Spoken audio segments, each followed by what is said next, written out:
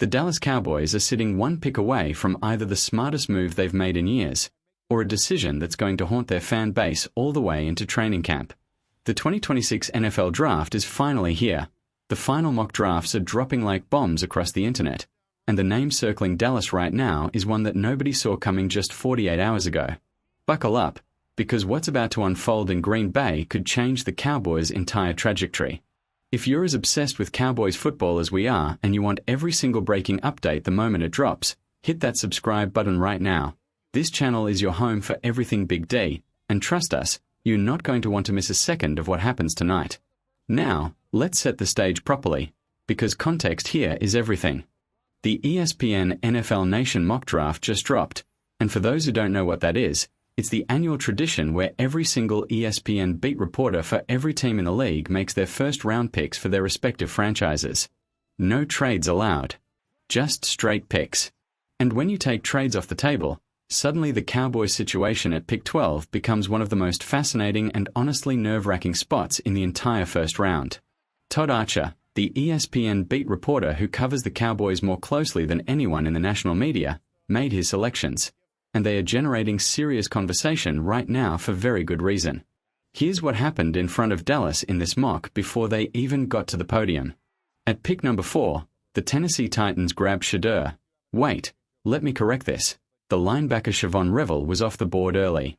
Then at number 7, the Washington Commanders snatched up Malachi Starks. No, let me be precise here with the names from the source. At pick 7, the Commanders took Manna Tulane, locking up the quarterback position. At number 9, the Kansas City Chiefs grabbed Reuben May Jr. and then the New York Giants, right before Dallas at pick 10, they took Caleb Downs. Just like that, the defensive players that the Cowboys had their eyes on were completely wiped off the board. Poof. Gone. And Dallas is sitting there at 12 looking around with a whole lot of receiver and not a whole lot of linebacker or defensive back staring back at them. So what does Todd Archer do? He gives the Cowboys Jordan Tyson, the wide receiver out of Arizona State.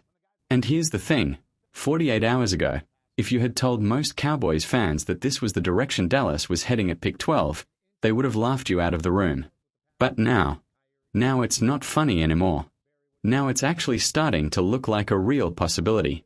And that is what makes this moment so electric and so uncomfortable at the exact same time. Let's talk about who Jordan Tyson actually is. Because if this pick happens tonight, Cowboys Nation is going to need to know this name inside and out. Tyson played college football at both Colorado and Arizona State, putting together a genuinely impressive collegiate resume across 3 seasons. We are talking over 2,200 receiving yards, 22 touchdowns, and 158 receptions. Those are not just good numbers, those are great numbers. In terms of the combined evaluation, Tyson posted an 80 production score, an 80 athleticism score, but his overall total score jumped all the way up to 86. That 86 total score made him the 4th-ranked wide receiver at the combine overall in terms of production and 12th overall in athleticism. His pro comparison. George Pickens. Let that sink in for a second.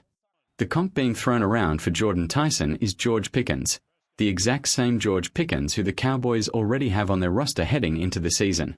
And here's where it gets really juicy, and honestly a little bit complicated. Adam Schefter, just 2 days ago, went on record saying the Cowboys genuinely like Jordan Tyson. Not just as a fallback. Not just as a consolation prize. They actually like this kid. Todd Archer echoed that sentiment in his own write-up, saying, and this is important, that if Dallas finds themselves without their preferred defensive options at pick 12, Tyson becomes a very serious name to watch. The insider community is not just floating this as a random rumor. This is being treated as a legitimate outcome for tonight.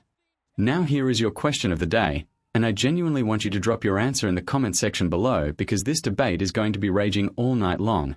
If all the defensive players Dallas wants are completely gone by pick 12, do you want the Cowboys to take Jordan Tyson and build the most explosive offense in the NFC, or do you want them to trade back, grab extra picks, and be patient?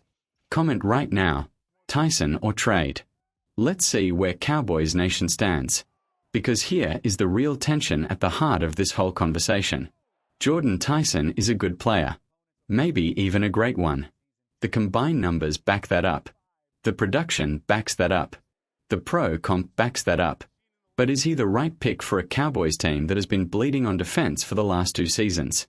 Is putting another weapon next to CeeDee Lamb and George Pickens the answer when the defensive side of the ball is what keeps falling apart in the biggest moments? That is the question that Jerry Jones and the front office have to answer tonight, and it is not as simple as it sounds. Think about it from the Cowboys' perspective for a second. Dak Prescott is coming back. The offense, when healthy and loaded, is one of the most dangerous units in the entire league. Adding a receiver with Tyson's profile, a guy who can stretch the field, win contested catches, and has the kind of athleticism that translates immediately at the NFL level, that makes Dallas scarier on that side of the ball than almost anyone in the conference. But scary on offense and leaky on defense is not a Super Bowl formula. We've seen this movie before with Dallas. Multiple times. And it does not end with a Lombardi trophy. The Cowboys need answers in the secondary.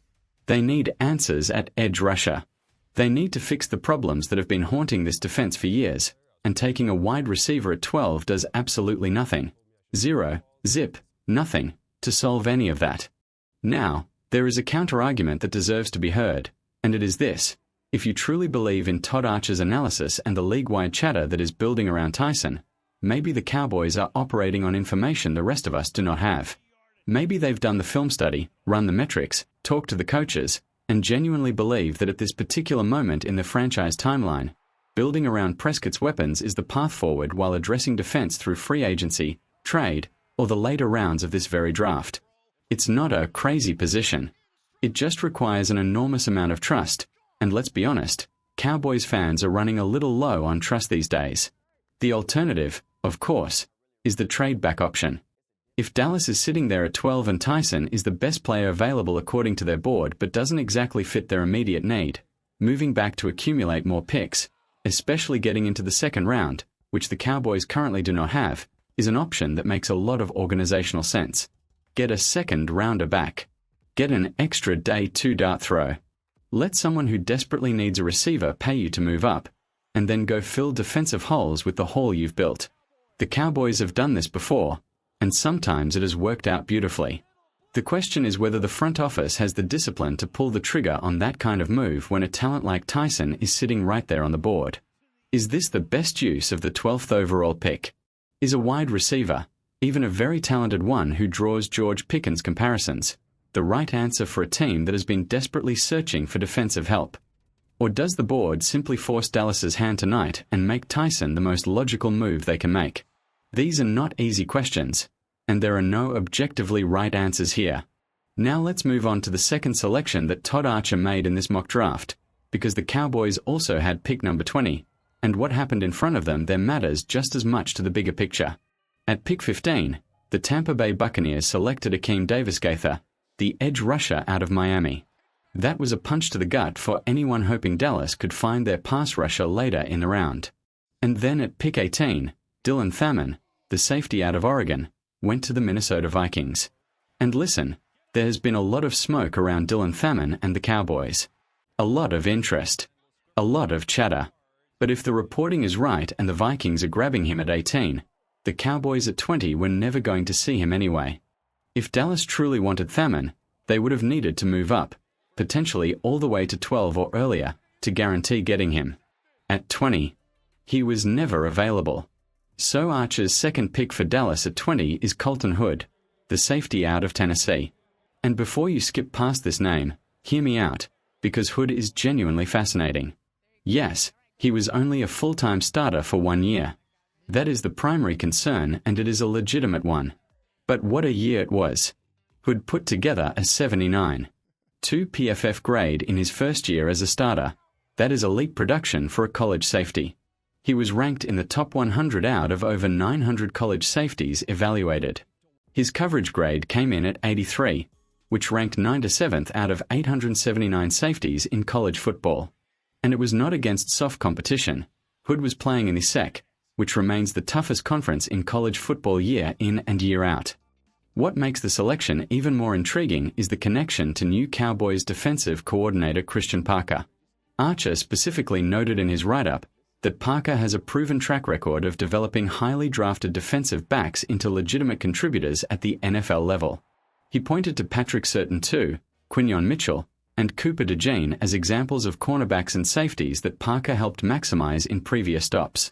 The argument is that Hood, coming from elite competition with elite measurables and elite production, even if it was only for one season, fits exactly the kind of profile that Parker has turned into Pro Bowlers before.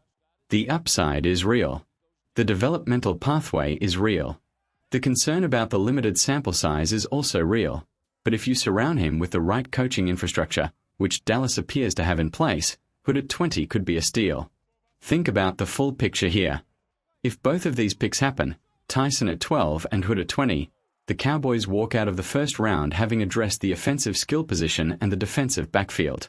It is not the draft that anybody drew up on the whiteboard in the offseason. Nobody wanted this to be the path. Everyone was hoping for an edge rusher. Everyone was hoping for linebacker. But if the board plays out the way this mock suggests, this might genuinely be the best Dallas could do with the hands they were dealt. And there is something to be said for executing well when circumstances do not go your way. Let me ask you this before we close out. Are you walking into tonight's draft feeling confident about the Cowboys' direction, or does this all make you just as nervous as it makes me? Because I am genuinely torn. I see the talent in Tyson. I see the developmental ceiling in Hood. But I also see a defense that needed major surgery, and right now I'm not sure 2 Band-Aids are going to be enough. The rumors stop tonight. The mock drafts stop tonight. The chaos and speculation and insider reports and anonymous sources, all of it stops tonight. Because tonight the Dallas Cowboys walk to that podium in Green Bay and they show the entire football world exactly who they are and exactly what direction this franchise is heading. And whatever happens, we will be here breaking it down every single step of the way. This is Cowboys football.